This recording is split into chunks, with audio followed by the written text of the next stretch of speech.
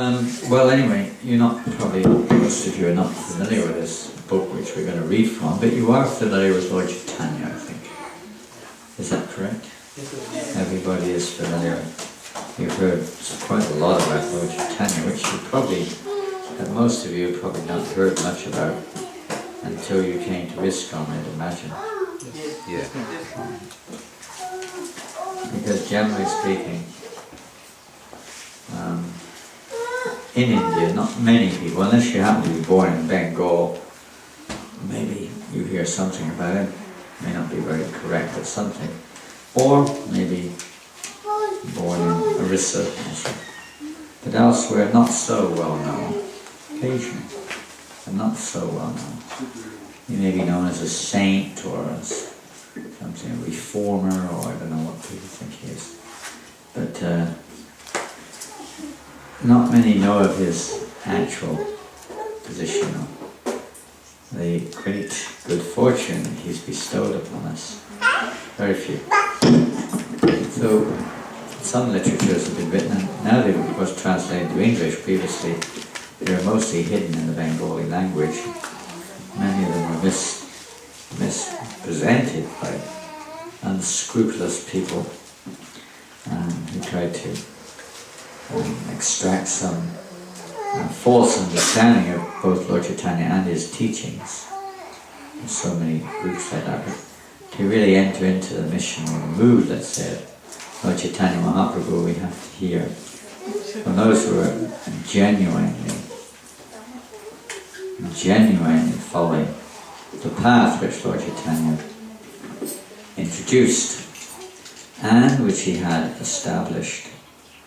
In his own words, he requested some of his chief followers, the 6 Goswamis. You may have heard of the 6 Goswamis. You've heard of the 6 Goswamis? What they've heard? You've heard the 6 Goswamis of Vrindavan, they usually say. They were living in Vrindavan. They were from there in terms of their birth. They lived together in Vrindavan for a long time. And they compiled most of the teachings of Lord Chaitanya in a very present philosophical way to establish this path of bhakti, devotional service, very authorized and scriptural presentations. At the same time, there were biographies compiled of Lord Chaitanya. So the Goswamis, they didn't deal with the biographical side, they dealt with the philosophical side to establish the authenticity or we call Gaudiya Vaishnavism, the Vaishnavism of Lord Chaitanya Mahaprabhu, Sankirtan movement, to establish that as an authoritative path. Because everything has to be established traditionally. Even nowadays, scholars will not accept anything unless it's based on some, shastric foundation or some logical foundation. You've got to convince them. Otherwise they'll present it to the public as being an unauthorized branch or whatever. So they established the philosophical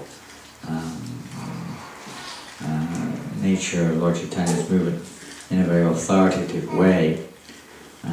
Such a great way. In fact, one time I saw in London, maybe 1972, I think it must have been 72, in London, in the university there, the London University of Asian Oriental Studies. They had a big exhibition in the university of the philosophical writings of Jiva and Rupa Goswami. And the English university there, a big board, big sign, banner actually, and it said the writings of Jiva and Rupa Goswamis, 2 of the greatest philosophers the world has ever known. That was their banner. And sure enough, especially Jiva Goswami, his philosophy pretty much exceeds any other. Prabhupada said he was the greatest philosopher of all time. His philosophy certainly, well, not his philosophy, but the way he presents the philosophy is so complete and so deep and so convincing. No, I mean every philosophy actually it can be either dealt with or contained within it. It covers everything. So his writings are so great. But at the same time, for most people, philosophy is only, for most people, not all, but for most people, philosophy is sort of comes a bit later. They get some basic understanding, but not the depth that we're talking about here. So for the majority of people, the philosophy is presented in a more, let's say, palatable, if you want to say that, digestible way would be better. Digestible way. So we have here one example of that. And so the biographers of Chaitanya Mahaprabhu's life, who recorded the pastimes at the time, themselves did not directly produce this literature or even other literatures much, but their associates did. So Chaitanya Charitamrita, for instance, is one such book. And this is another one, Chaitanya Bhagavat, which was compiled by Vrindavan Das Thakur, who was not, directly speaking, a direct associate of Lord Chaitanya. He was someone, he was a baby, but not much. But he heard everything from Murari Gupta and from others about Lord Chaitanya Mahaprabhu's pastimes, and presented in such a way that by hearing the pastimes one can also understand the essence of the philosophy. And not only that, but one can understand how to apply it. See, knowledge is very necessary. We all know knowledge is not really much use unless you apply it, is it? Just like you have a baby. What's your baby's name? Pardon? Party.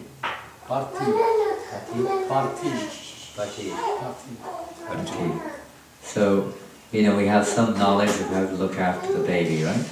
But if you don't apply it, the knowledge is not much use. You have to apply the knowledge. He needs feeding. You will feed the baby. If you don't have, you may have knowledge he needs feeding, but if you don't feed the baby, it's not much use having the knowledge. It's not going to help the baby. The baby cannot speak language as we have language, will be crying. And you say, look, I know you want feeding. What's your problem? I know you want feeding. You should know, I know it, I know you do. You don't have to keep telling me, I know it. That's not going to help the baby. It won't do any good at all. Make the baby even more frustrated. If he knew, or the baby knew that you knew that the baby wanted feeding and not going to feed it, that's going to make the baby even worse. Right? What is this? A hopeless situation. So people have knowledge, they don't know how to use the knowledge. It's really better not to have the knowledge at all. And this is one of the problems. You got a banana for me? Where's my banana? Do you never stop eating? He never stops eating, this guy. Well, I'm glad. I'm really impressed, I tell you. Devash, I'm really impressed with you. You're amazing. You deserve a reward. Here, where's that apple pie? Give him the apple pie. Unfortunately, we don't have it right now. So how to put the knowledge into practice, that's the secret, isn't it? That's what really counts. Anyone can have knowledge in one sense, you just have to read it and remember it and say, yes, I know. But everyone knows that knowing how to use it is the more important factor. Knowledge, the wisdom, the realization which comes from proper use of knowledge. Otherwise we can misuse knowledge altogether. Detrimental or negative effect. So great devotees, they don't just give knowledge, they also teach us.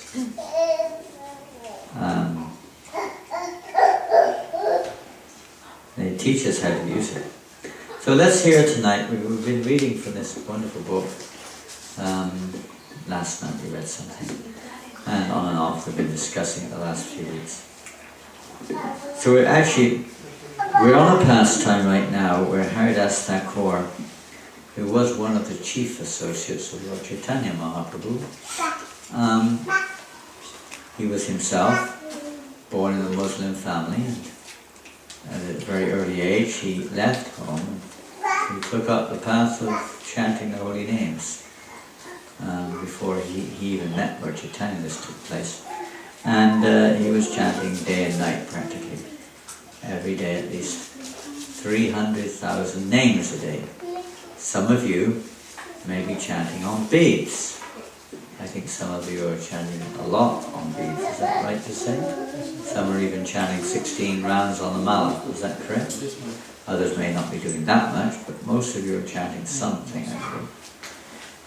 So we know 16 rounds a day is approximately 27,000 names. So if you're chanting 300,000 names, that's more than 10 times that. More than 10 times. So you're chanting 16 rounds. He was chanting 190 rounds. 192 to be exact. 3 lakhs. Or 3 times 64, more than 3 lakhs. But he was chanting like that every day, and we can barely chant 16 rounds, I think. Sometimes a struggle to finish 16 rounds. Of course we can say he had no children, he had no family, he had no job per se. But even if you don't have children, job, and still you find the individual struggles to chant 16 rounds sometimes. You want to come and sit with me? Come on, what's your name? What's her name? Chinmay Radha. Pardon? Chinmay Radha. Chinmay Radha, what a lovely name. Chinmay Radha. Chinmay Radha. Radha? Radha. Where are you? Are you there? Where are you going? Going in a different direction. Not sure where you're going. Freelancing. Freelance, yeah, freelance. When you're a baby, everything's freelance, isn't it? Eh? You can go anywhere and do anything and you can get away with it. Practically. You get to a certain age, right, they start making it hard for you, don't they? Hey, Kirtan? Can't do what you want anymore. You can't pull things off tables and dribble on the floor and make a noise everywhere you go. Come on, Chinmay Radha. Come on, Chinmay Radha. Well, where's the speaker? That's why she's going over there. She hears the sound over there. That's how it works. They don't know how it works. They haven't got that. Haribo! She looks over there. As soon as I say something, she looks over there. Haribo!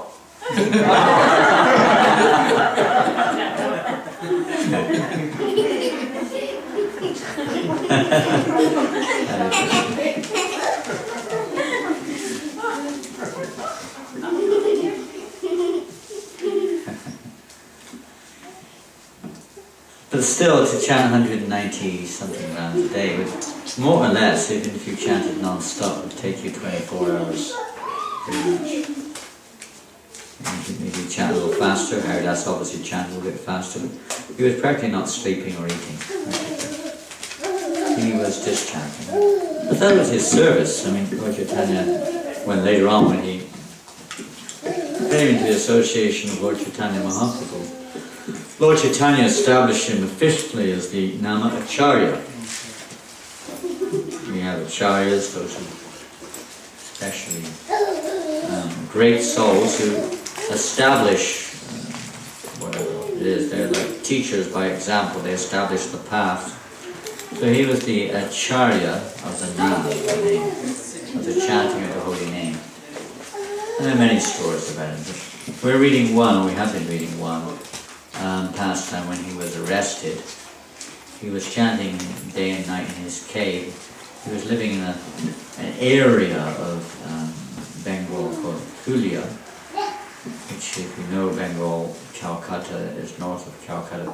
Between Calcutta and Navadweep, there was one town called Shantipur, and it was there that Advaitacharya was residing mostly. And not far from there is an area called Fulia. And then when Haridas came to that area, he was already a young man, he came to that area and he started to reside. He met Advaitacharya. Advaitacharya made arrangements for him to reside in different places, and amongst them was a place called Fulia, which is, I guess in those days, it was pretty much just a rural area, still is fairly rural. And he would reside there in his simple dwelling, chanting day and night. But because he was born of a Muslim family, the local Muslim administrator, general term of Qazi is applied, was very envious and was very angry to hear that this Muslim had become, basically as far as he was concerned, had become a Hindu and was being respected by other Hindus, and with the risk also that other Muslims were also becoming inclined. So he didn't like this, plus the fact that he was no longer getting as much respect as this other fellow, Haridas Thakur. So the local Qazi was very upset and became quite angry, reported to the Nawab, the king, and they had him arrested. He was taken to prison. There was much objection to it, but anyway, they took him to prison. And he was tried, and he was sentenced to death because he refused to, to change his decision to practice the behavior he thought was Hinduism. He refused to resort or return to his Muslim faith, so to speak. And so the result was that the king had him sentenced to death by being whipped to death.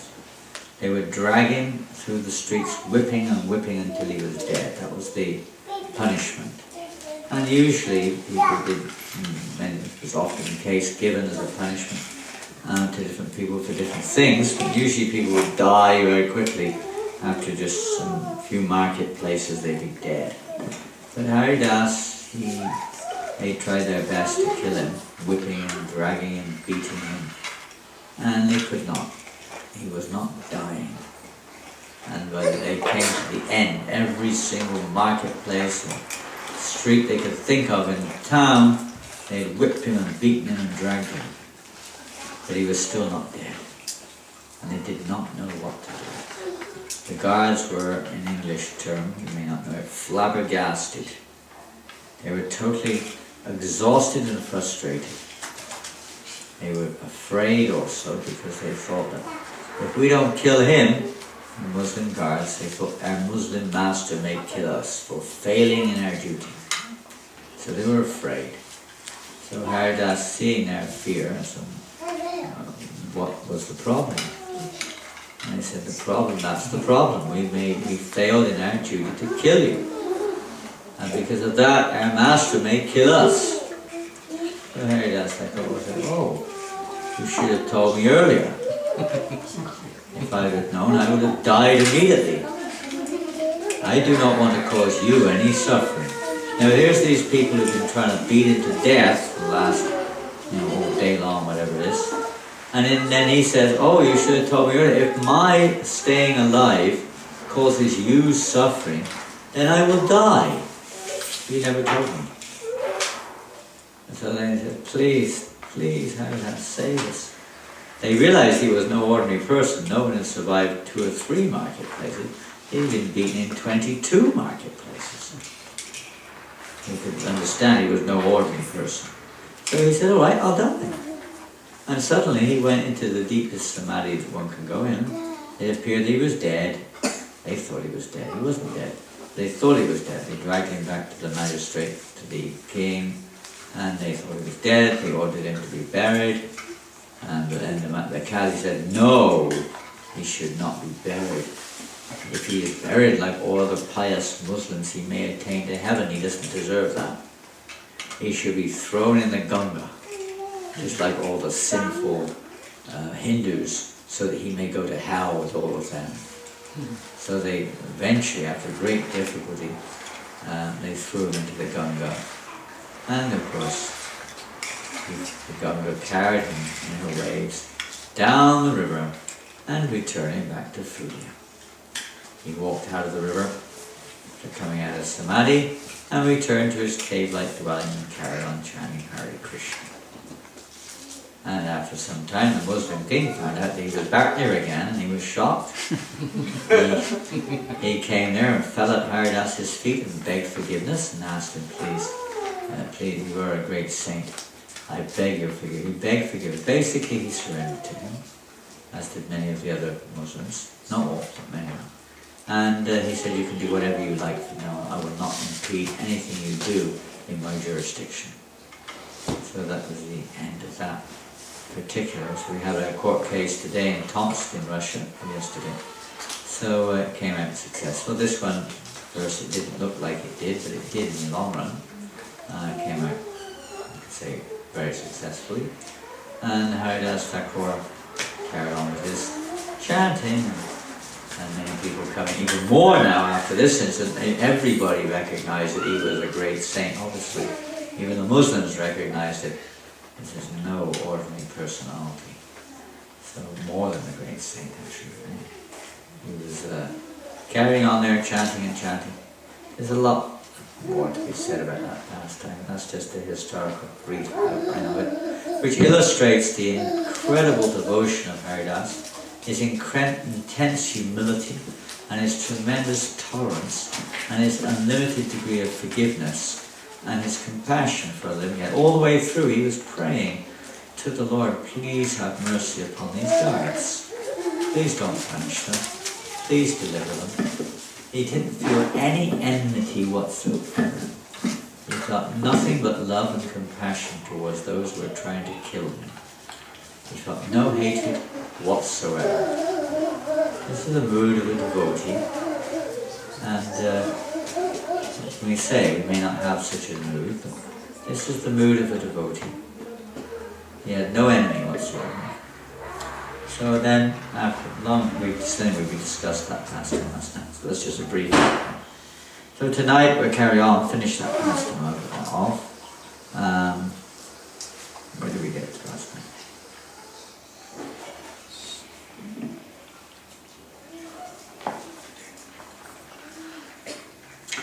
Okay. So we've heard about the Nawab gaining forgiveness. No one, he said, there's no one in this world that can grasp your extraordinary position. You see everyone equally without perceiving friends and enemies. Now, I beg your forgiveness. Everyone, whether elevated or wretched, automatically forgets about mundane life when he sees the lotus feet of Haridas Thakur. You say it's not easy to see his lotus feet, but everyone who sees those lotus feet forgets about mundane life. The Mohammedan had been angry enough to try to kill Haridas, but they were transformed and came to worship his lotus feet, accepting him as a holy man. After forgiving them, Haridas went to Fulia. With the holy name on his lips, Haridas came to an assembly of Brahmanas near Fulia. The Brahmins were overjoyed to see him, and they joined him in a roaring kirtan. He wasn't just sitting chanting japa, he himself propagated the loud chanting of the holy names as the primary method of God realization. More effective than silent chanting, especially in Kali Yuga. It's very hard to perform. Actually, japa itself strictly means silent. It doesn't mean the way we do it most of it. It actually means chanting within the mind, manasika japa. Like that, not the vachika japa which we do, or a pungsu japa as in the mouth with no sound. That type of chanting, but not the vachika japa which we do, is really in the category of kirtan. It's loud chanting. So it's the oral reception, hearing through the ears, which is recommended in this age, of the sound vibration of the holy name, which benefits not only us, but it benefits everyone else who happens to be in earshot, or happens to hear the sound, or comes in contact with the sound vibration. It benefits other living entities, not just the chanter. When you chant to yourself, there are two effects, you could say. One is, first of all, only you get the benefit, and secondly, you don't get anything from anyone else. It's like it's internal. And when you chant loud, it's a two-way thing. You get the benefit too, and you're giving the benefit to others. But then in return, you may have to, you're kind of connecting with them. So there's some association, reciprocation there, which may be favourable or unfavourable. There's a little risk is there.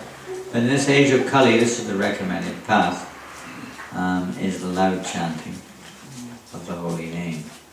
And this is what Haridas Thakur propagated in general, was the loud chanting as being more effective.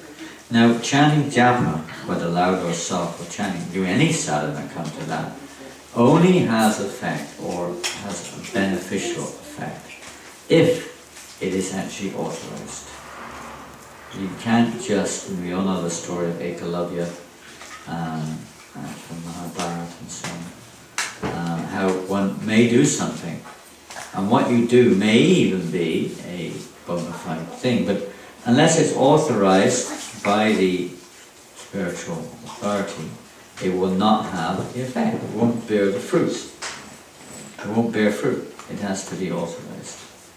It's like, probably this example, you stick a letterbox up in front of your house. I don't think they have letterboxes in this country, but I don't mean the one that receives mail, the one that you put mail in to go to other places. And you may do that, you may look like the authorized one, but it won't have the effect. The postman will not come along and take your letters. In fact, he may report you to the police. You get the opposite effect. Similarly, you may chant, but unless our chanting is authorized and the means of chanting, then it will not bear the fruit. You may get some other fruit, karma phala or jnana phala, the fruit of material returns. But if one wants the actual fruit of chanting, devotion, bhakti phala, ultimately praying phala, the love of God, then one has to receive it from the right source and chant according to the right process. This is sadhana, stage of sadhana, not on spontaneous attraction platform. So we have to follow rules and regulations even on how we chant in general. Now in some cases you may be unable because of being dumb or deaf or something. That's different. But in general, that's the procedure. One chants according to the process given by the Acharya. So Haridas is a Nama Acharya, and he's recommended loud chant. So here this kirtan. So kirtan is we have our japa, that's our personal sadhana, purification. But for the general awakening of God consciousness, kirtan is the primary activity. In their midst, Haridas experienced waves of ecstasy through his whole body, sometimes crying, sometimes shivering, sometimes laughing, sometimes roaring loudly, and sometimes falling on the ground, totally immersed in love of God. So all the ecstatic symptoms of love of God manifest, and not that we imitate that. Because we can hear about the pure devotees and understand their greatness, because by hearing about pure devotees, one becomes pure. One of the main ways of purification is to hear, not to imitate, but to hear about them. And when relevant, when it's relevant, we follow. We don't imitate. Some people imitate. There's a pastime of imitation coming up soon, and we'll hear about that one tonight. The Brahmins, however, also could not contain their joy. After some time, Haridas calmed himself and spoke to the Brahmins as they sat around him. The Brahmins, everything's not much, it's a summary. The Brahmins were inquisitive. They were very a bit bewildered actually as to why Haridas Thakur had to go through this ordeal of being beaten in the marketplaces. So they inquired of him. He replied, "My dear friends, please do not feel unhappy because of what happened to me. Don't feel unhappy.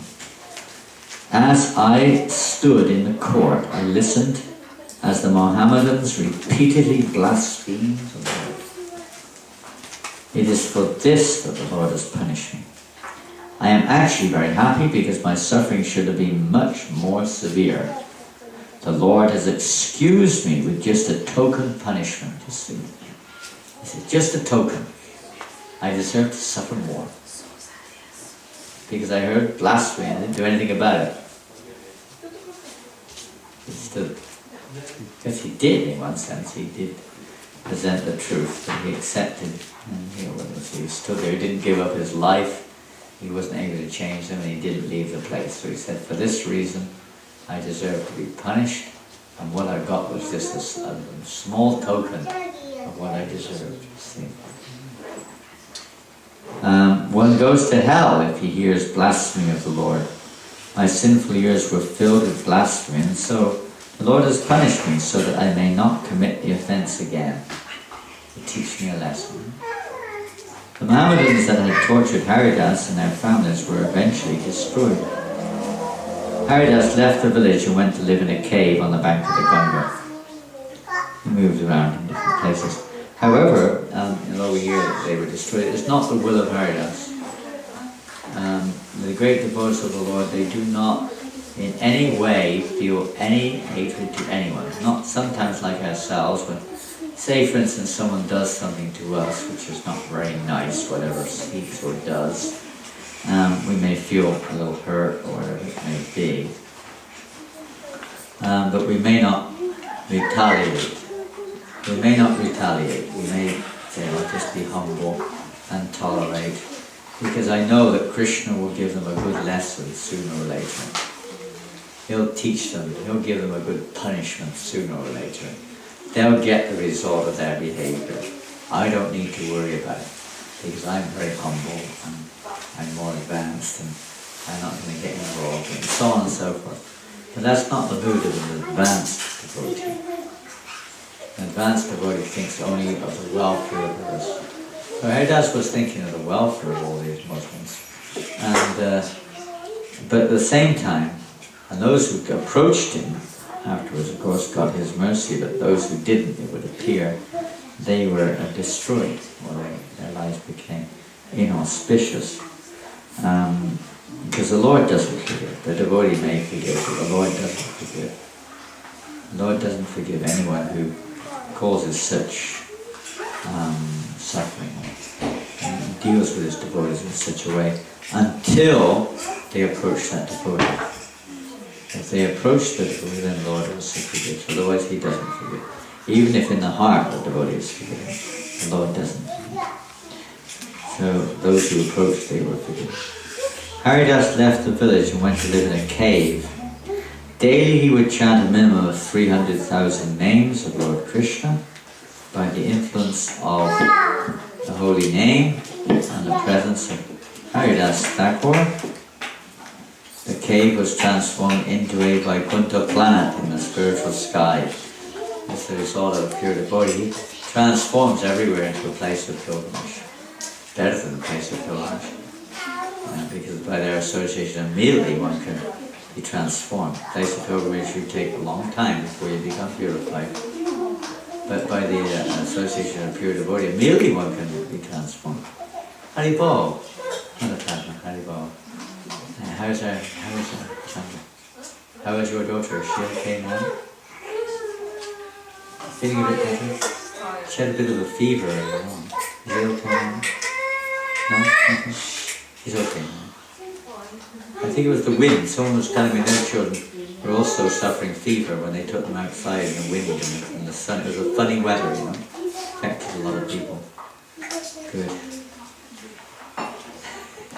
Haribo. So, where do we get to? Yes. So Haridas Thakur, he was transforming in the association of pure devotee, because they don't have any other objective other than pleasing Krishna. Their whole consciousness is focused on Krishna. So the association of a pure devotee, anyone who comes in association naturally, just like earlier on, we heard about Haridas Thakur, and this is way before Lord Chaitanya even appeared, how he transformed the life of one prostitute who was sent by the local administrator, a Hindu in that case, Ramchandra Khan, to try to pollute him, try to cause Haridas to fall down into illicit sex. Well, she completely failed. She tried 3 nights in a row, by every means under the moon, not the sun, because it was nighttime, every means under the moon to try to tempt Haridas Thakur, but he was not tempted in any way.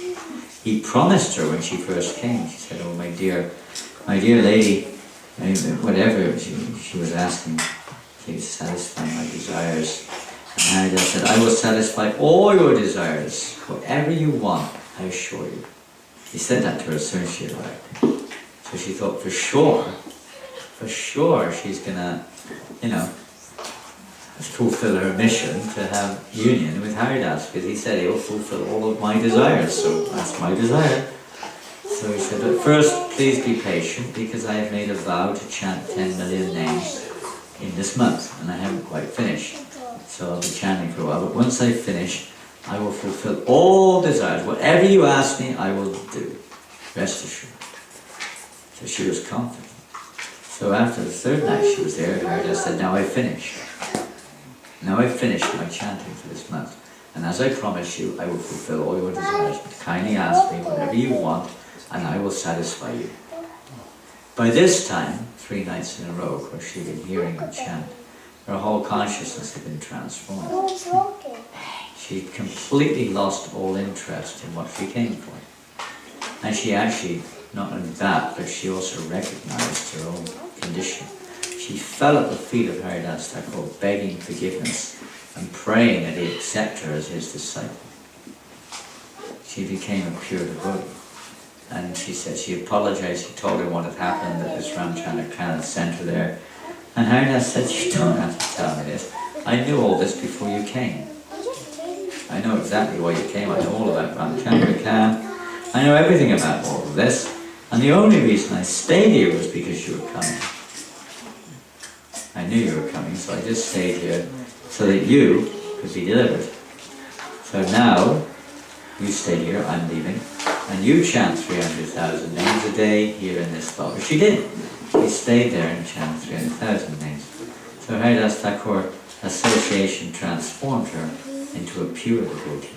In fact, it's said that she had developed Krishna prema by his association. Not just a practicing devotee, but she achieved Krishna prema by his association. So that's the result of a pure devotee's association. It's a two-way thing. It's not like, it's the forced thing. But that's the nature. They create this Vaikuntha atmosphere, and anyone who stays in that atmosphere for some time will also be transformed. In Haridas Thakur's cave, there lived a poisonous snake. I don't know if you have a poisonous snake. No, you don't have a poisonous snake living here, do you? Where's Prashad? I didn't bring my snake. I have a snake. I didn't bring him tonight. Have you seen my snake, Papa?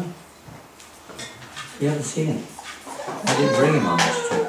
He's getting a bit old. He used to come all the time. Dayananda will have seen. Where's Dayananda, Prabhu? Dayananda? Is he hiding? You've seen my snake, haven't you? You must be maybe forgotten. Snake. My snake. Anantananda his name is. You've seen him. I used to bring him on all the trips. Some years. He hasn't been on a trip for about 4 years now. Huh? Where's the snake He's in now? Malaysia now, You see? living in Malaysia. But he might come again, I don't know. He's been retired for about 4 years now. Okay. He used to travel all over. He's been to India, Russia, England, Australia, New Zealand, everywhere. Fiji. I think he came to South Africa, if I can't remember. Been all over Europe, he's been everywhere. But he Real snake. retired snake. He's living. You got a snake living here? Where's Prasad? Do you have a snake living here? Oh, we could have done the drama. No snake. What to do? Anyway, in this cave there was a very, very poisonous snake, which emitted strong vapors that no one could remain there for even a moment. So heavy the smell. Poisonous, the vapors. No one could stay there. Haridas was staying there, he didn't even notice it, he was just chanting. Chanting, absorbed, Niran, Namalao, etc. Constantly absorbed in chanting, and therefore he was not disturbed by prostitutes, by whippings, by snakes, by anything. Because he was constantly chanting. If they were whipping him, he was constantly chanting, never stopped them. Just like Prahlad Maharaj, when Yakashi prepared to kill him.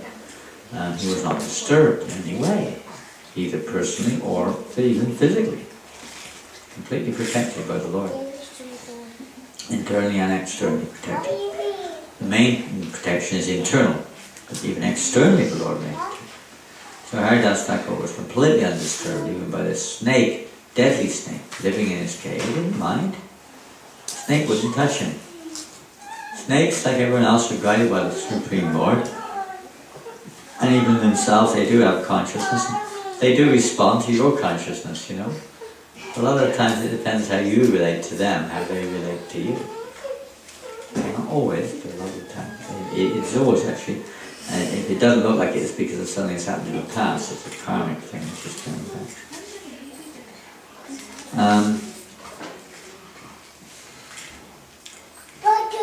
So then everyone started to discuss.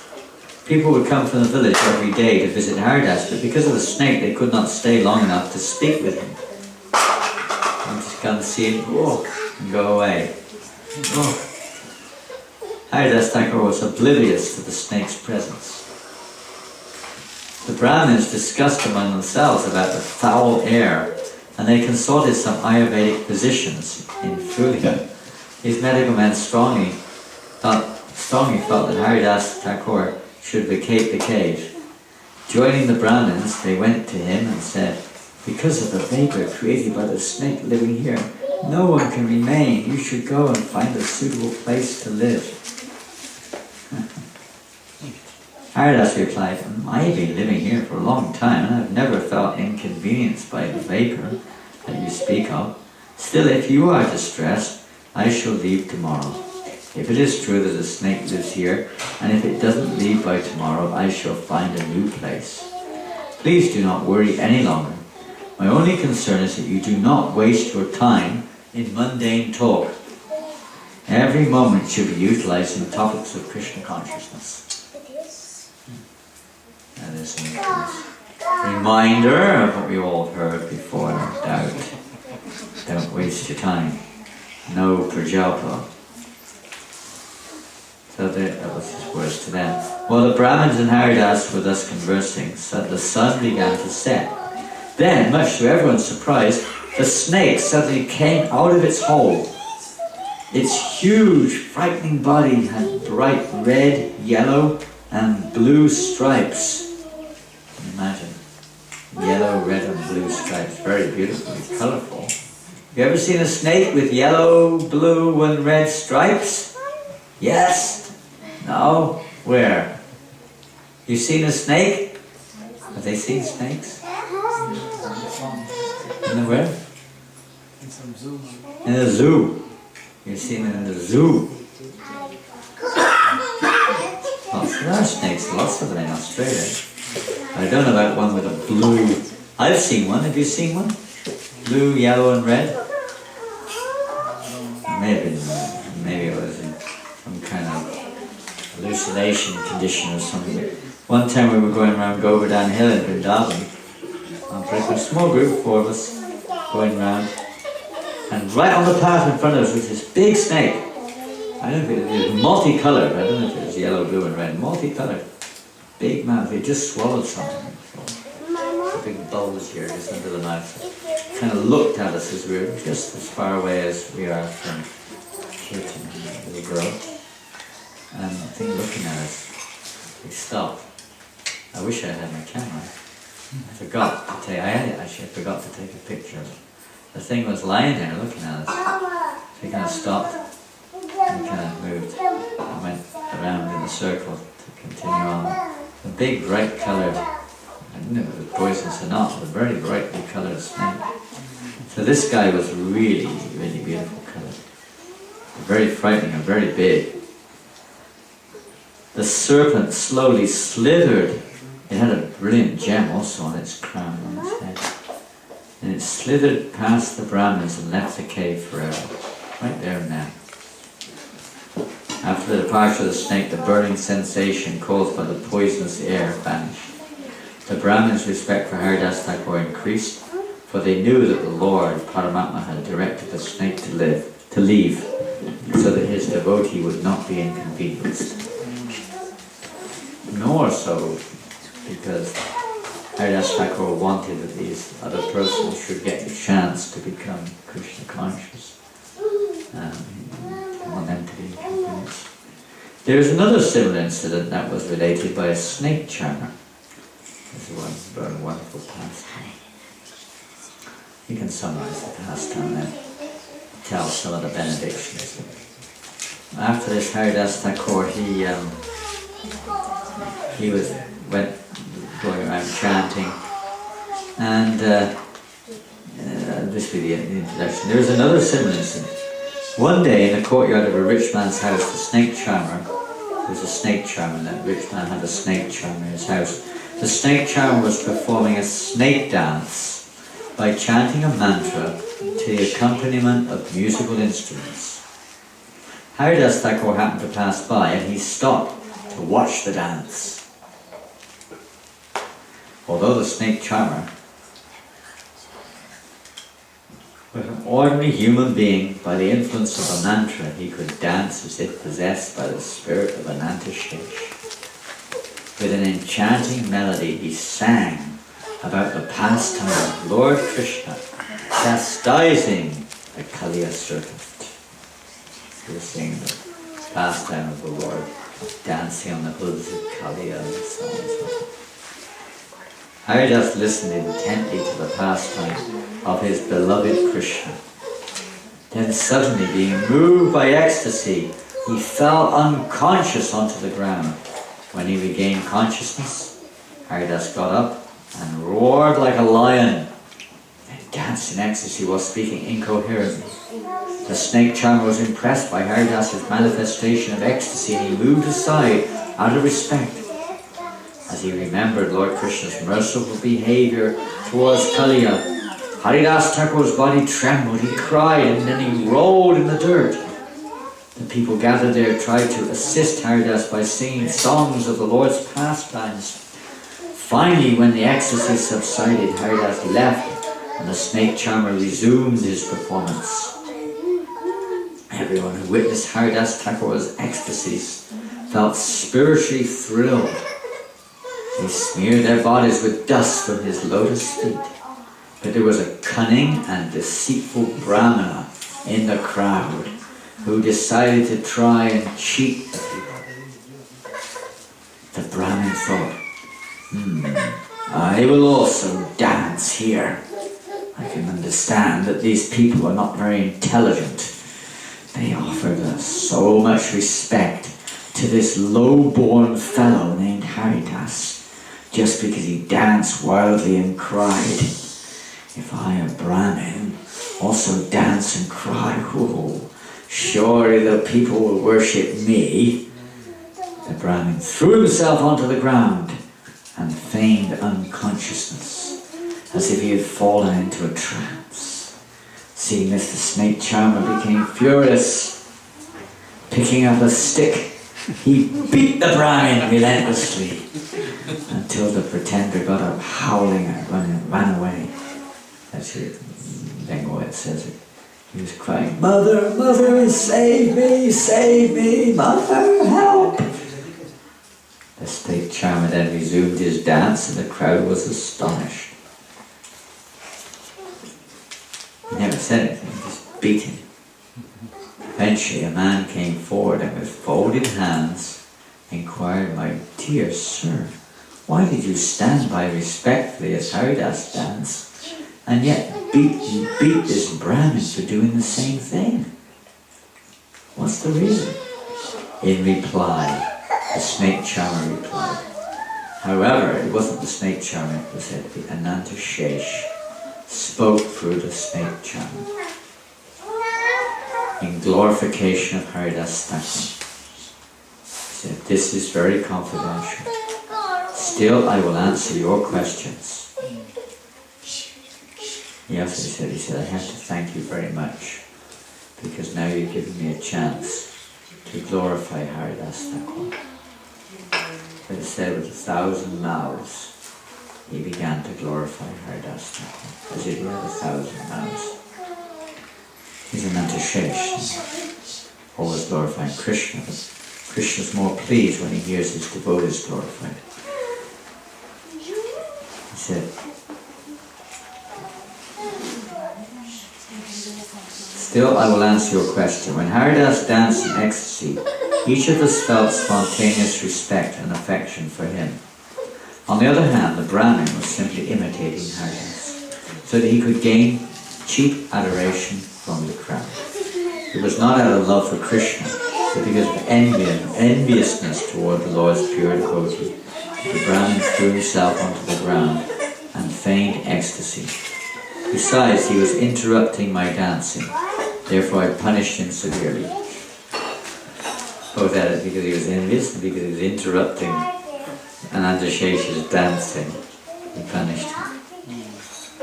To receive the shelter of devotional service at the lotus feet of the Supreme Lord, one has to become pure and free from all deceit.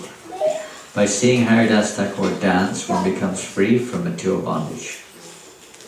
Haridas is affectionate and compassionate toward all living entities. He descends as the eternal servant of the Supreme Lord in each of his incarnations. Even in his dreams, he never commits an offense against the Lord. A moment's association with Haridas Thakur can purify any living entity and assure him of eternal shelter at Lord Krishna's lotus feet. Haridas appeared in the family of Mohammedans on the order of the Supreme Lord. Now it's very interesting. The identity of Haridas Thakur, but we'll leave that for now.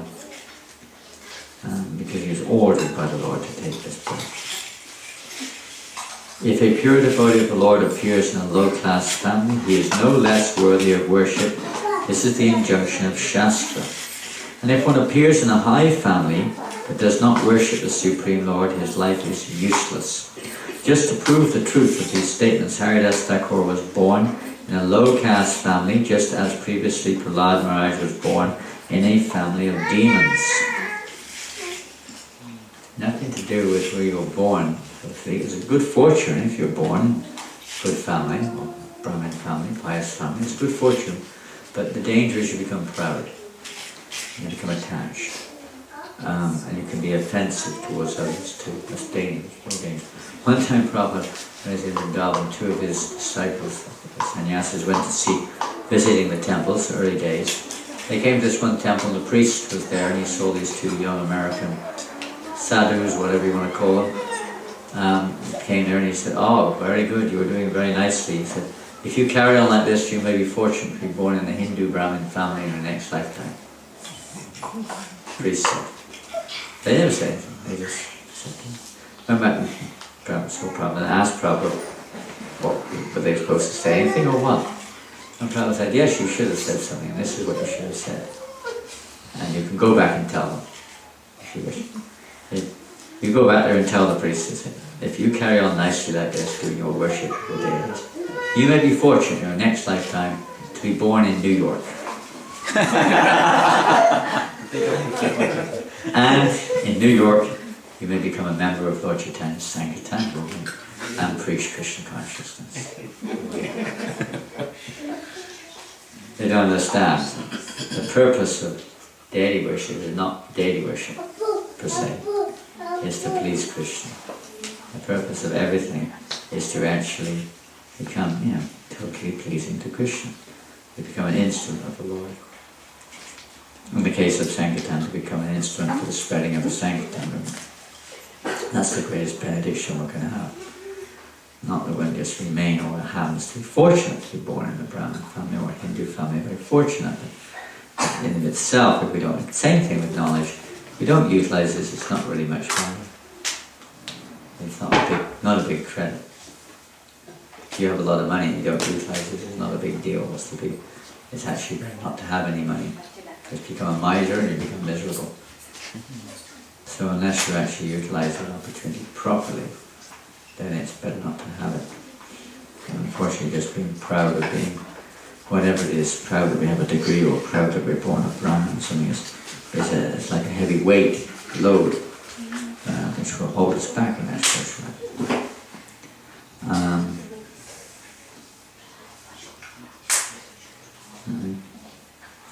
Even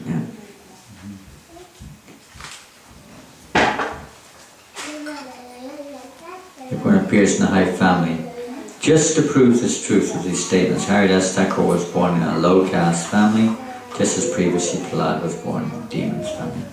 The snake charmer concluded his talk saying, neither 1,000 vows nor 1,000 years would be sufficient to describe or hear the wonderful qualities of Haridas Thakur. You are a fortunate soul because your inquiry gave me the opportunity to glorify a pure devotee and you the opportunity to hear this narration.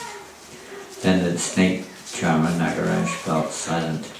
The assembled Brahmins and other gentlemen felt great satisfaction to have heard about the glories of Haridas Thakur. Haridas was a pure devotee of Lord Chaitanya. Although Lord Chaitanya was yet to inaugurate the Sankirtan movement, Haridas continuously demonstrated his love for Lord Krishna. So this is some pastimes of Haridas. And we'll finish the reading there. Some lessons to be learned from all of this, of course, manifold. Whether it's tolerance, not to imitate, whether it's humility, respect for others, not blaming anyone else, forgiving others. What else can you say? Showing that it doesn't matter what your birth is, it's what your activity that counts. What are the lessons you learn? What lessons to learn? What are the lessons of it?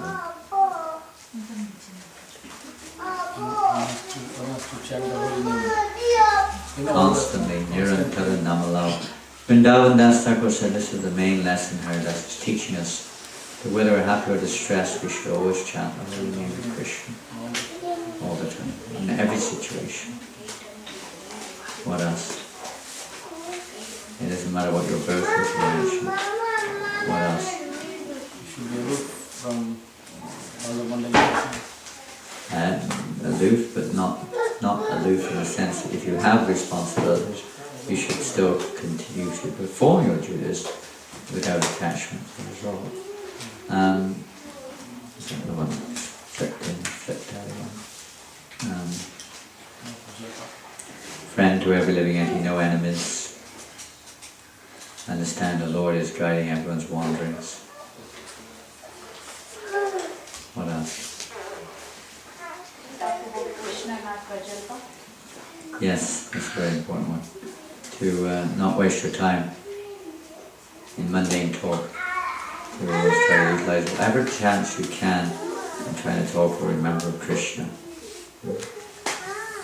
Mata Visitatam Vishnu Vishmataram Jatachi. Or remember Krishna, never forget him. What else? Love for everyone. Love for everyone. Love for everyone, yeah, this extension even further of the being equal to everyone, but not just being equal to everyone, but actually feeling giving whatever love, in the case of Haridas, is pure love towards everyone, just wishing everyone could also attain that platform of love of God. No matter, even though they're trying to beat him to death. It's only possible, ultimately. I mean, another time Lord Chaitanya was discussing with Haridas later. They were actually together in Puri. Lord Chaitanya was asking Haridas Thakur to... Lord Chaitanya was behaving as if he was in anxiety, and Haridas said, "My Lord, why are you in anxiety?" Because Lord said, "How will all the living entities be delivered? I cannot see how."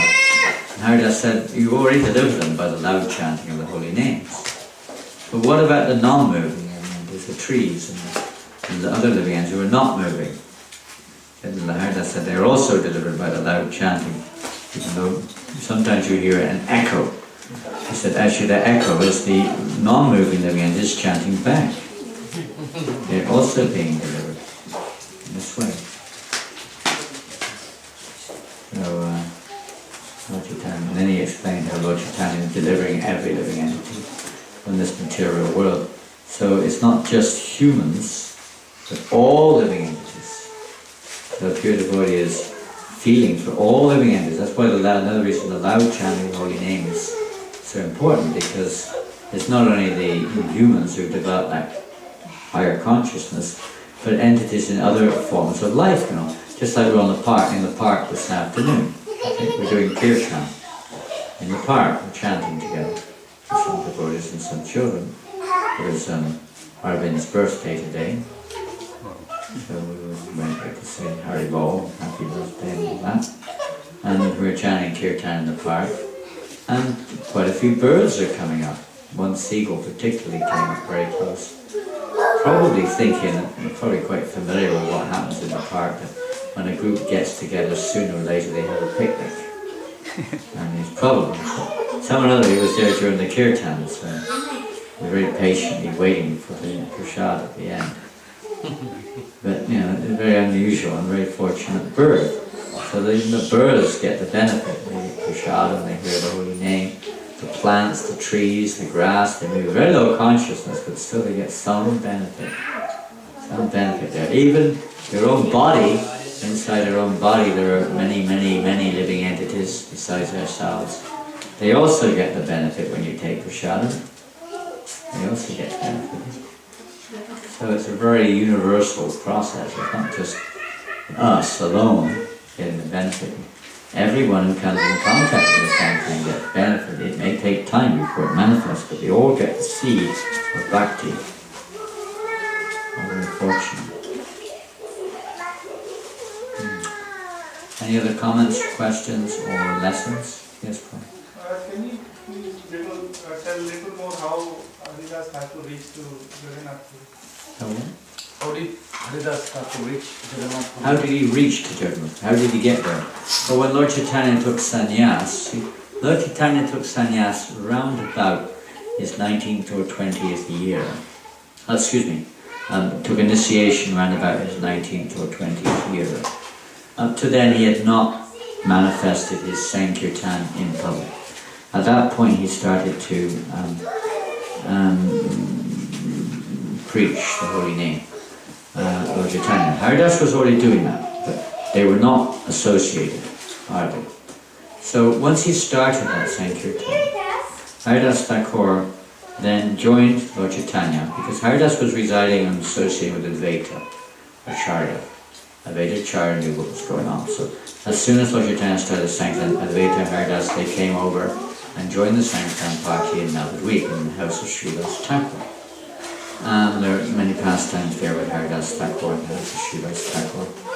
And when Lord Chaitanya decided to take sannyas, Advaita and Haridas were both devastated, and especially Haridas, because he thought, I'm Muslim born, I cannot go to Puri, because he had the idea that Puri was like, Lord Jagannath's seat, and no non-Hindus, even then the non-Hindus were not supposed to go into the temple.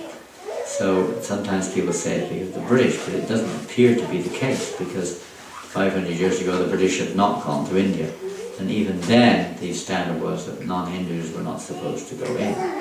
So, I mean, whatever reason being, the Muslims, different things were going on. But whatever, he thought, I cannot go there because I am low-born, fallen personality, and you're going to go there, I'll never get the chance to associate again. He was feeling very, very disturbed, but Lord Chaitanya assured him that he could come to Puri also. So when Lord Chaitanya went off to Puri after taking sannyas, he left and went to Puri and he requested his mother. So he only stayed, Lord Chaitanya only stayed about 2 months or 2 in Puri before he went on his South Indian tour.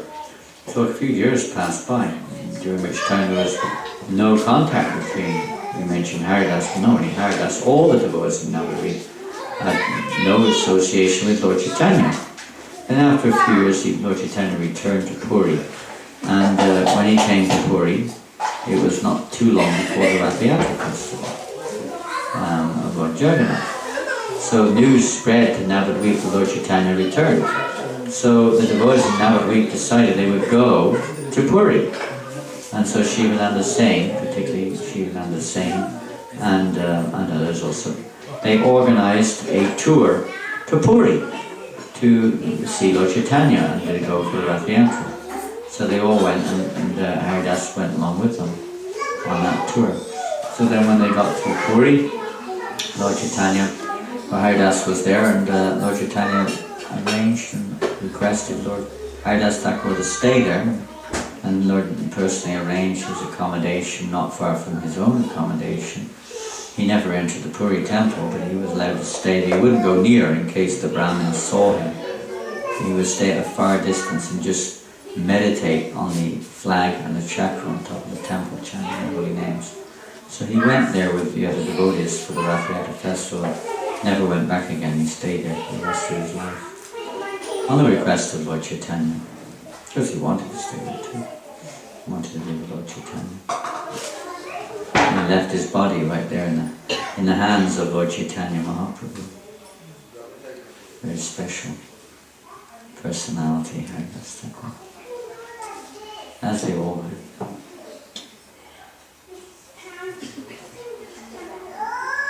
He wouldn't have gone on his own. The other devotees took him. He was very humble. The other devotees pretty much insisted he came along.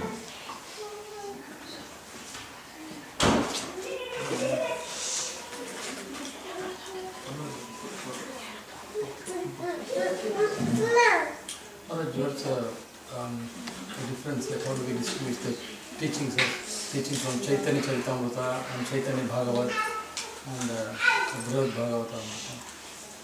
Brihad Bhagavatamrita? And Chaitanya Bhagavat. What's the distinguishing difference? Between Chaitanya Bhagavat and Chaitanya Charitamrita? Yes. The distinguishing, you mean what's the differences? What are the differences? Well, the ultimate goal is the same. Maybe the angle of vision sometimes is a little different. Sometimes the pastimes are slightly differently described. Most of the pastimes which are described in length, just like that one with the snake charmer, is only briefly mentioned in Chaitanya Charitamrita. Because Chaitanya Bhagavat was compiled first, and it deals mainly with the Lord's early pastimes in Navadvip, mainly. And Chaitanya Charitamrita deals more with the later pastimes of the Lord. Chaitanya Charitamrita definitely is more direct when it comes philosophically speaking, much more direct, because in Navadvip there were no, there were some, of course there were some, but there weren't so many of the preaching pastimes in terms of philosophically preaching. Mostly that took place after sannyas. But Chaitanya Bhagavat hardly deals with the Lord's pastimes after sannyas, it just briefly mentions them. Chaitanya Charitamrita briefly mentions the childhood pastimes.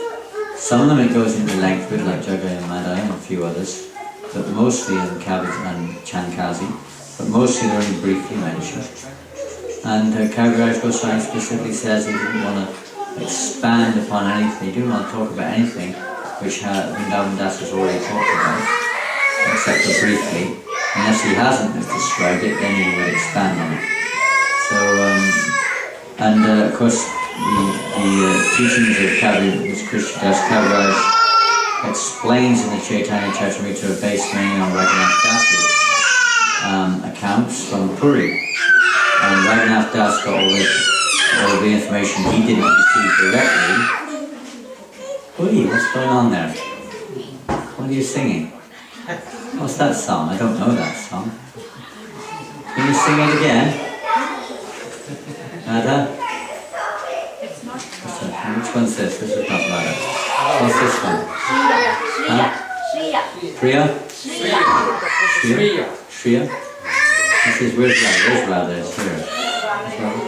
Where's Radha? Shriya. So, and tell the children are definitely getting enthusiastic now. The time of the day they get enthusiastic. They've done very well for 1 hour and a half. They've done really well. Where were we? Where were we before this song? Where were we? Can't remember where we were. Where were we? Come on, remind me.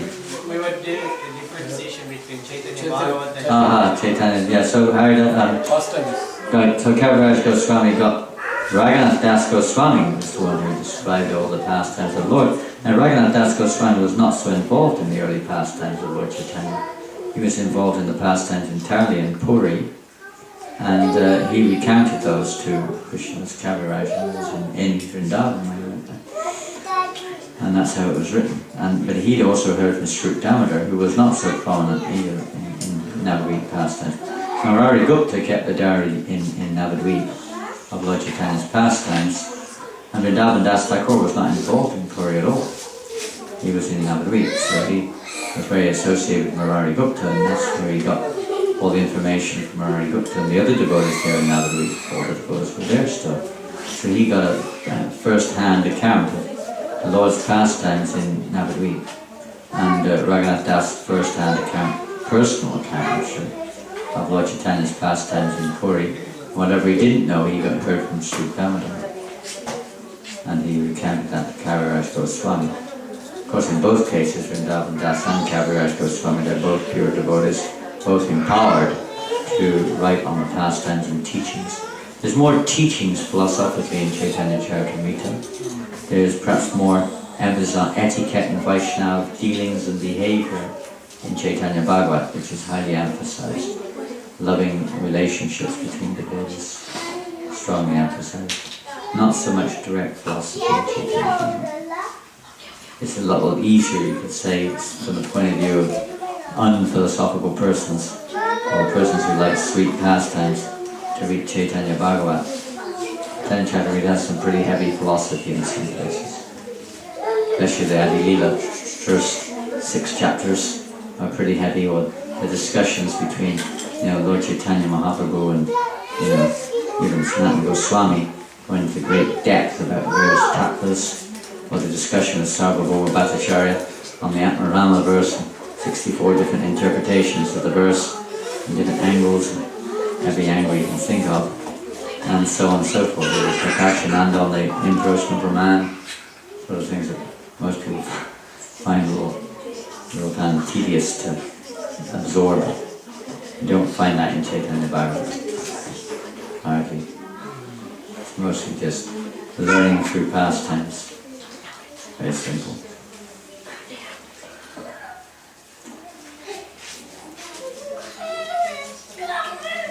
But there's no difference. The goal is the same, the principle is the same. It's just that the dress may appear a little different, but the form is actually the same. The substance of it, is the same, even though the form may be slightly different. Certainly they're not in any way contradictory, totally complementary to each other. Completely. Both have their, you can say, top significance. Anything else?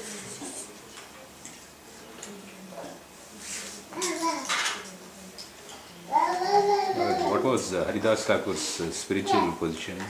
Good question, but to give an answer to that, you enter into a very mysterious world. A world which is not within the grasp of mundane perception. It's generally understood that Haridas Thakur is Lord Brahma, and there's no doubt about that. That's scripturally stated. Lord Brahma took birth as Haridas Thakur. However, it's also said Prahlad Maharaj was Haridas Thakur, and it's also said that Brahma Mahapapa, another great personality, was also Haridas Thakur, and we just read, and if you picked it up, but the Anantashari said that Haridas Thakur appears whenever the Lord expands in any form of incarnation. Haridas Thakur appears along with him to assist him. And we also read, if you read elsewhere in Chaitanya Charitamrita, it states that Lord Brahma is always desiring to have the association of Haridas Thakur. You read all these statements, you do wonder about who Haridas Thakur actually is. Because we find many places that when the Lord appears and his associates appear, other jivas enter in to get their association. Now we only think in terms of external, but on the higher level, now for instance Lord Brahma doesn't have a gross body, he only has an intellectual body. So if he's going to become Haridas Thakur, it's on the intellectual platform, it's not on the physical platform. So, he can also be there internally along with Haridas Thakur. I don't know if you can understand that. That externally you may associate with somebody, but on these planes, internally you can associate on the mental and intellectual platform. You can be literally there with that person. And as far as the external vision is concerned, you are in that person. Because all the people see is the physical form. But it doesn't mean that you become that person. Just like you enter in the spiritual world, you may develop the mood of Yasoda Devi, but you can never become her. So it seems that Lord Brahma wanted to develop the mood of Haridas Thakur. And we also read just now that Lord ordered Haridas Thakur to take birth in that lowly family. However, if you read it in Navagupta Mahatmya, you'll see that Lord Brahma is praying to the Lord that he may take birth in a lowly family. Completely the opposite. So how do you reconcile the two opposites which appear in different statements here and there? And there's nothing to say that they can't all be true. That Haridas, there's nothing to, I'm not saying that it is, but there's nothing to say that Haridas Thakur himself is an eternal associate of the Lord. He's not an ordinary conditioned soul per se. Even Lord Brahma is not an ordinary conditioned soul, but he is nonetheless a jiva. And there's nothing to say that he cannot enter into the internal form of Haridas Thakur. Neither say that Prahlad Maharaj. They are actually, in the case of Prahlad Maharaj and other great personalities, they are kind of expansions of the Lord's potencies. And when those particular potencies are required, the Lord may manifest them himself directly, or they may manifest through his devotees. So Prahlad Maharaj also was present there as Haridas Thakur at certain states, certain situations. The potency or the mood of Prahlad Maharaj manifested, like the whipping when he'd been beaten. That is said to be the presence of Prahlad Maharaj. But these are internal. They're not considered to be, there's different tattvas, and they're considered to be the Shakti, the internal Shakti, or the internal potencies of the Lord, who expand. When the Lord expands, his potencies expand, and they become personified. They have their own simultaneously, you could say, simultaneous existence. However, they are potencies of the Lord, acting for the pleasure of the Lord, or for the Lord's purposes, to fulfill various purposes. And there's nothing to say also that Haridas Thakur cannot become Lord Brahma. And then again, to serve the Lord, he can also be Lord Brahma, is not an ordinary person. Now, when we look back, for instance, at the pastime of Lord Brahma, when he was famous pastime Brahma Vimohana Lila, when he stole the calves and the cowherd boys, it's generally described in there that Lord Brahma became overwhelmed with his own bit of his own false ego, you could say, a little bit of pride by his own opulences, and challenged Krishna. But if you read the actual Bhagavatam, that's not exactly what happened. Lord Brahma himself, it states there that the Lord himself orchestrated it. Lord Brahma thought, now then, these pastimes of my Lord are so wonderful, let me do something now which will cause him to perform even more wonderful pastimes. So there's a lot more to it than just the simplistic answers are all there and they're all true. They're, just so it doesn't get too complicated with the whole issue and people just carry on with their business, But there's always a lot more to it than meets the eye. So with Haridas Thakur, he's very mystical. Bhakti Siddhanta Maharaj just writes it off, he says, it's usually concluded that he's Lord Brahma, but he doesn't get into the details, because otherwise you're opening up an unlimited kind of dimension to when you don't need to necessarily. But for those who really are delving deep, then these things do become a topic of great interest and absorption. There are other references too, but they're not confirmed by our particular acharyas as to who Haridas Thakur is. No, we kind of generally stick to the line that is remaining mysterious.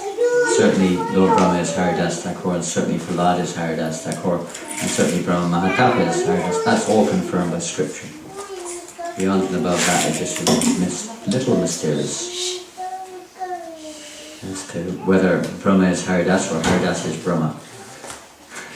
Remains mysterious, or both. One of his forms can be Brahma, and then he enters back into his actual form of Haridas, or is it the other way around? Either way you can look at it, it becomes... These things are not within the grasp of Jiva's experience or conception. I find it fascinating subject, and I can't help but feel strongly that Haridas Thakur is... And some others say that he's worshipper of Lord Vishnu or Narayan, not actually Prema Bhakti. But that's not possible. How can the prostitute develop Prema Bhakti if he doesn't have Prema Bhakti? You can't possibly get it if your guru doesn't have it. It's not possible. Everywhere you look, and here he's manifesting ecstatic symptoms, which are automatically found in one who's a Prema Bhakti. There's so many references there to his evoking Prema Bhakti in others immediately, just by seeing him. So there's no question from being just on the Aishwarya Bhav platform of Vaikuntha, worshipping Lakshmi Narayan or something. Plus he's chanting Yuga Dharma, praying Nam Sankirtan. It's not just the usual Yuga Dharma, it's praying Sankirtan. Why would Lord Chaitanya, in every yuga he appears to establish the Yuga Dharma of Nam Sankirtan, but this yuga he comes himself. Normally he comes as Gaur Narayan to establish the worship of Narayan, usual. But in this age he's come in the form of Mahaprabhu and to establish praying Nam Sankirtan, or the Sankirtan of Vrindavan, Brajbasis. So why would he choose somebody who is a worshipper of Lakshmi Narayan to be his chief whip in distributing the Yuga Dharma for awakening Prema Bhakti in everyone's hearts? It just doesn't add up. He could have chosen anyone. So many fathers of eternal associate. Why did Rupa and Sanatan stay personally with Haridas Thakur? They're manjaras. They're not going to hang around with somebody who's in Aishwarya Bhav, confidentially talking day and night, and none of them entering the Jagannath Puri temple. None of them. Rupa and Sanatan also didn't enter the temple. They stayed with Haridas. He's in Aishwarya Bhava. It just doesn't make sense that they're going to hang. Or why would Lord Chaitanya come and see him every day with prasadam?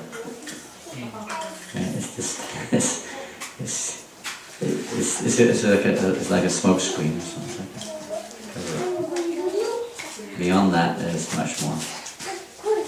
Certainly, anyone who's the chief whip, so to speak, of the Yuga Dharma praying Nam Sankirtan must be in the mood of praying. Otherwise, they can't possibly be the chief acharya of the most important process of developing one's eternal loving affection for Krishna in Madhurya Ras, which is what all the devotees were in practically. Nam Sankirtan is to lead to Madhurya Ras. It stays straight there in Chaitanya reading Bhagavad. Anyone who chants this in the mood of Haridas Thakur will attain the highest platform of love of Krishna. You must have it, otherwise you can't possibly share it with others. That's just how it works. If your guru doesn't have it, then the guru will appear through somebody else to give it to you. which we see all the time in this festivals.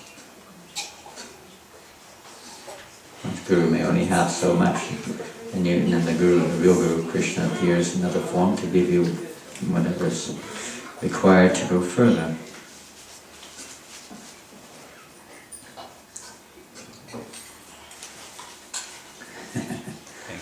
Fascinating topic.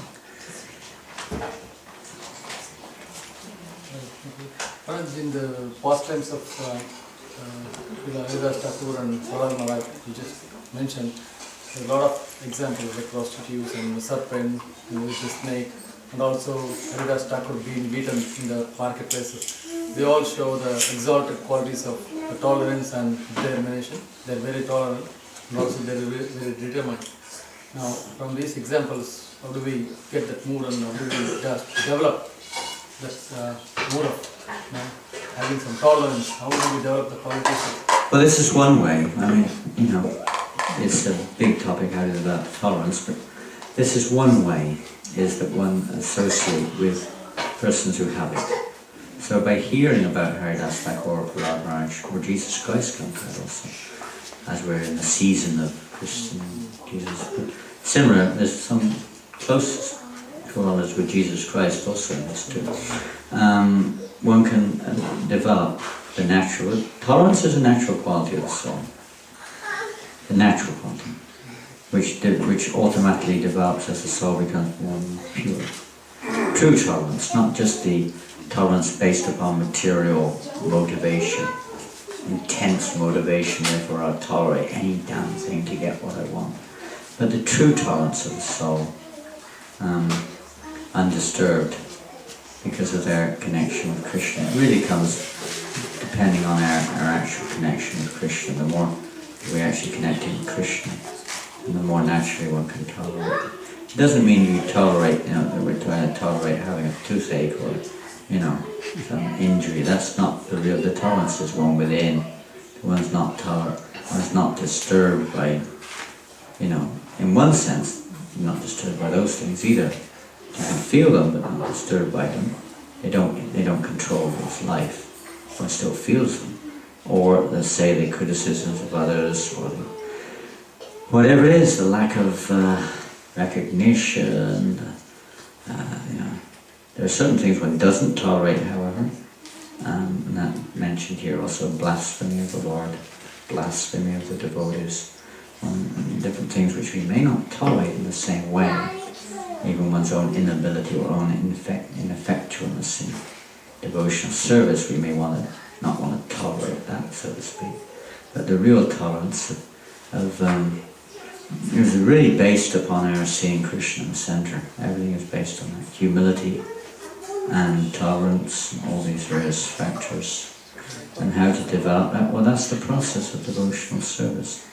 There may be some material processes to develop external tolerance, but the real tolerance within, tolerating the mind's demands, tolerating the intellectual, the false ego and all these things, not being overcome by it, not being driven by it, not being driven by the falsities of others, not being driven by duplicity and so on, but actually, genuinely being focused on Krishna. Automatically, nothing will disturb one, nothing, no matter what it is of this world. Okay. Even your mind, your intellectual, wanderings, the egotistical pictures of ourselves and so on. Nothing will disturb. They may come and go, but you won't be disturbed by them. You tolerate without being disturbed. They come and go. So that really comes in the full sense of the word when we're connected with Krishna. However, as we know, it says that only one who is tolerant more than a tree, humble more than the straw on the street, respectful to others, not expecting any respect, can constantly chant the holy name. So that's true also. So you can't constantly chant the holy name until you come to that platform. To come to that platform, you have, it's like catch-22. So they go on simultaneously. You become more and more, as you chant more and more in the right mood, then gradually the heart becomes cleansed. You become more tolerant. As you become more tolerant, you chant more. You chant more, you become more tolerant. As you become more tolerant, you chant more, until there's completeness. It's not one or the other, they go on side by side. It's not like, oh, I'll have to wait till I'm tolerant before I chant, or I can't be tolerant unless I chant. They both go on simultaneously. They complement each other. But when one comes to the full platform, more tolerant than a tree. You may be as tolerant as a tree, but you're not more tolerant. Haridas was more tolerant because a tree tolerates, but a tree does not shower benedictions on those who are cutting it down. Whereas a devotee is more tolerant because he showers benedictions on those who are trying to cut his body into pieces. He's more tolerant than a tree. And it never stops. It's not like when they finish, then your tolerance stops. No, I get my own back on them. No, not at all. There's no motivation, selfish motivation involved whatsoever. You don't tolerate anything which is unfavourable for devotional service. Nonsense. High state being. When we practice that in family life, you get a lot of practice. You have to be very tolerant in family life. I'm sure you experienced that by now, I don't imagine. Tolerate a lot. It's a great training ground for Krishna consciousness family life. You have to be very humble too sometimes. And you certainly don't expect to get much respect. The children are expert at testing us. The wife is also. And from the wife's point of view, she sees the husband is very expert. But the whole arrangement is there to bring us to that platform. The Lord's hand's working in everything. You don't have to get too kind of mechanical about the whole thing. Just get on with things. Chant the holy name with all the attention you can. Try to avoid the offences and get on with it. Everything else will come. Make it too complicated. Render service to the devotees. And there you'll find you have to be in association with devotees. You have to become tolerant and humble because, you know, you have to tolerate a lot. You have to be humble, as you won't stay. In the association of devotees is very important. But sometimes in the association of devotees you find things don't go the way you like, or someone doesn't shower their respect on you the way you think you should be respected. It's the Lord's arrangement also, so you can kind of get free of the desire for that. That will only happen in the association of devotees.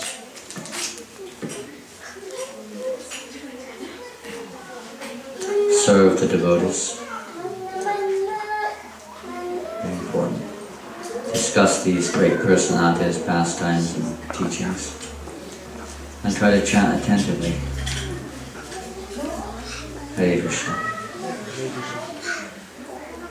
Okay, it was getting late and I see that mouths are already starting to dribble. I can see the saliva dribbling out of people's mouths. Getting thirsty, hungry, angry, I don't know what they're getting. Tired, this, that, the other. Children are very patient. He's very humble and patient. Because we had a good feast. He had a good eating. He learned, his two little gurus. He taught him how to eat nicely. And with boldness, not to be too shy. When prasadam comes along, don't be shy. Go for it. Hare Krishna. Hare Krishna. Thank you very much. Thank you very much, Mother, for enlightening us on the subject matter of Chaitanya Bhagavat. It's very nice to hear the pastimes of Srila Haridas Thakur. So let's pray for getting the mercy of Srila Haridas Thakur and also the senior acharyas. So Srila Haridas Thakur ki. Yeah. By their mercy, that's the point. By their mercy we can develop these qualities. You answered your own question. By the mercy of these great devotees you can develop their great qualities. By serving them and by their mercy. So, thank you very much, Maharaj. Also, I would like to thank His Narendra Prabhu, who is the man behind this program. Ooh, there's a man behind it. Where is he? You see, I had a Where is he? I can't see. Dayananda Prabhu. Is he behind somewhere? Dayananda Prabhu, where are you? Here he is. Where is he? So- Dayananda! Where is he? Is he gone? Where is he? Hiding? Sitting on the sofa. Dayananda, where is he? Shy. He's shy. So just thanking you, Prabhu. Thank you for organizing, giving us an opportunity to serve you, Guru Maharaj. So thank you very much. Last but not the least, all the assembled devotees to come and get the blessings of His Holiness And thanks to Janam Prashad as well. Thanks all to Matajis. Thanks to And Prashad. also thanks to Sushmita Mataji and Prasad Prabhu. In spite of their busy schedule, Prasad Prabhu has been working for the whole day, and he was telling me about the hectic day he had from the work. And also Sushmita Mataji and Mataji's mother Manjulata Mataji, and for a lot of efforts that put into organize this program. Thank you very much for them. And for the protection of the whole family, Sushmita Mataji and Prasad Prabhu requested to have Narasimha praise. Maharaj, if you can sing Narasimha praise for the protection.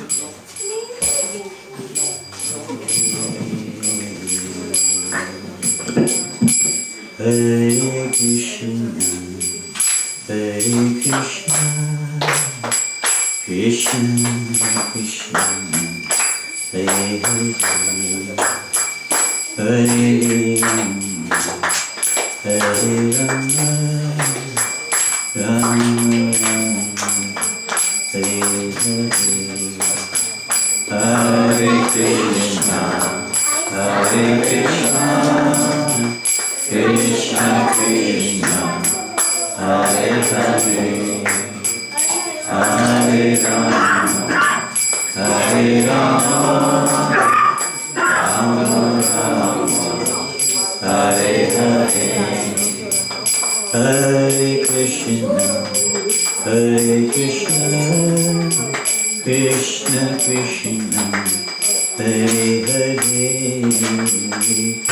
Hare Rama, Hare Rama, Rama Rama, Hare Hare, Hare Krishna, Hare Krishna, Krishna Krishna, Hare Hare, Hare Rama, Hare Rama, Rama Rama, Hare Hare, Hare Krishna,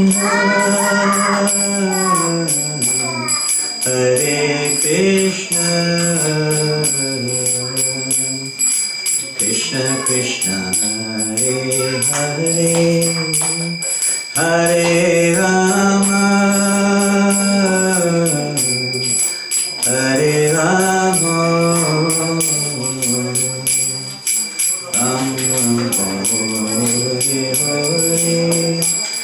Hare Krishna, Hare Krishna, Krishna Krishna, Hare Hare, Hare Rama, Hare Rama, Rama Rama, Hare Hare, Hare Krishna, Hare Krishna, Krishna Krishna, Hare Hare, Hare Rama, Hare Rama,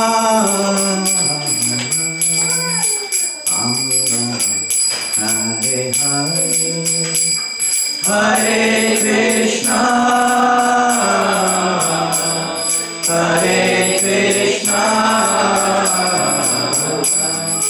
Krishna Krishna, Hare Hare, Hare Rama, Hare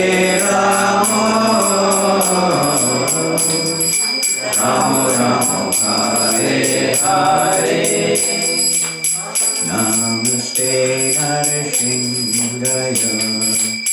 Namaste Narasimhaya. Praladadadayine Hiranyakashipu Rakshaha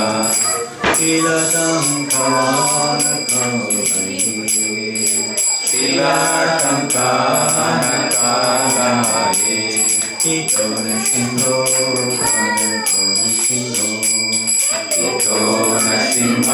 Parato Narasimha Yato Yamitato Narasimha Yato Yamitato Narasimha Vahe Narasimho Hridaye Narasimho Vahe Narasimha Hridaye Narasimha Narasimham Harim Sharanam Prapade Narasimham Harim Sharanam Prapade Namaste Narasimhaya. Namaste Narasimhaya. Tavakara Kamala Varena Kama Bhutashindram Talita Hiranyakasipu Tanobindam Keshavadita Narahari Rupa Jai Jagadisha Hare Jai Jagadisha Hare Jai Jagadisha Hare Tavakara Kamala Varena Kama Bhutashindram Talita Hiranyakasipu Tanobindam Keshavadita Narahari Rupa Jaya Jagadisha Hare Jaya Jagadisha Hare Jaya Jagadisha Hare Tavakara Kamala Varena Kama Bhutashindram Talita Hiranyakasipu Tanobindam Kesavadita Narahari Rupa Jaya Jagadisha Hare Jaya Jagadisha Hare Jaya Jagadisha Hare Tavakara Kamala Varena Bhutashindram Dalita Hiranyakashipu Tanobindam Keshavadita Narahari Rupa Jaya Jagadisha Hare Jaya Jagadisha Hare Jaya Jagadisha Hare Jaya Nrsimhare Nrsimhare Nrsimhare Jaya Nrsimhare Jaya Nrsimhare Nrsimhare Jaya Nrsimhare Jaya Nrsimhare Jaya Prahlad Maharaj Jaya Prahlad Maharaj Jaya Prahlad Maharaj Jaya Prahlad Maharaj Jaya Prahlad Maharaj Jaya Prahlad Maharaj Jaya Prahlad Maharaj Jaya Prahlad Maharaj Shri Nrsimhare Bhagavan ki jai Shri Prahlad Maharaj ki jai Gaura Premanande Hare Krishna.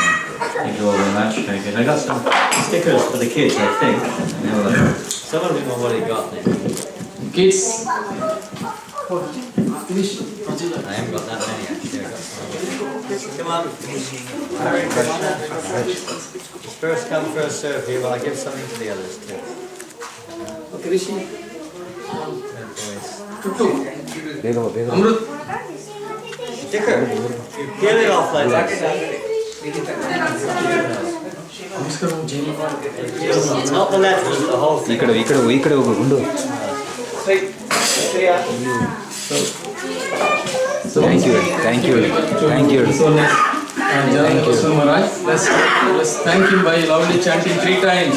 Hari Bol.